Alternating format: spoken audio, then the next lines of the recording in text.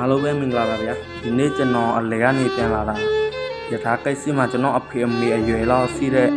အတော်နဲ့ဦးနေရပေါ့ဗျာဒီလိုကိုကျွန်တော်မုတ်လေးရေမုတ်တစ်ထုပ်ဝယ်လာတယ်ပေါ့နော်အများကြီးပဲ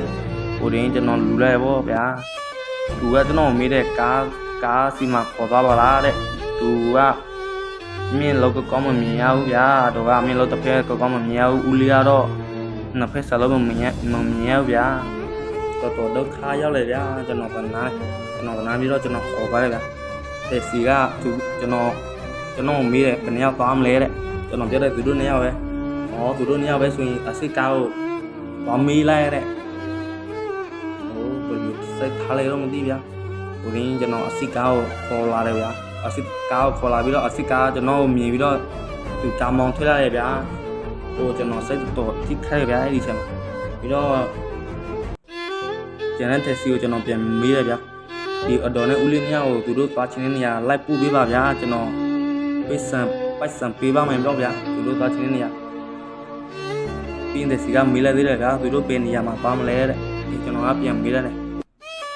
အတော်နဲ့ဦးလေးကတော့ဒီအဲ့ဒီနေရာပြောလိုက်ပေါ့ဒီကျွန်တော်တက်စီသမားကိုပြန်ပြောပြတယ်ပေါ့နော်တက်စီသမားဘောပြောပြပြီးတော့ဘယ်လောက်တောင်းလဲဆိုတော့နေရာပေါ့ဗျာဘယ်နေရာပေါ့ဘယ်နေရာတောင်းတော့ကျွန်တော်စိုက်ပြလိုက်ရပေါ့နော်ကျွန်တော်ပြေးလိုက်ရပေါ့ကျွန်တော်ကဒီလိုမျိုးလူတွေမနေတဲ့လို့ပါဗျာကိုရင်ရမှစိတ်ချမ်းသာတယ်ဗျာတော်လေးကိုစိတ်မကောင်းပါဘူးဗျာ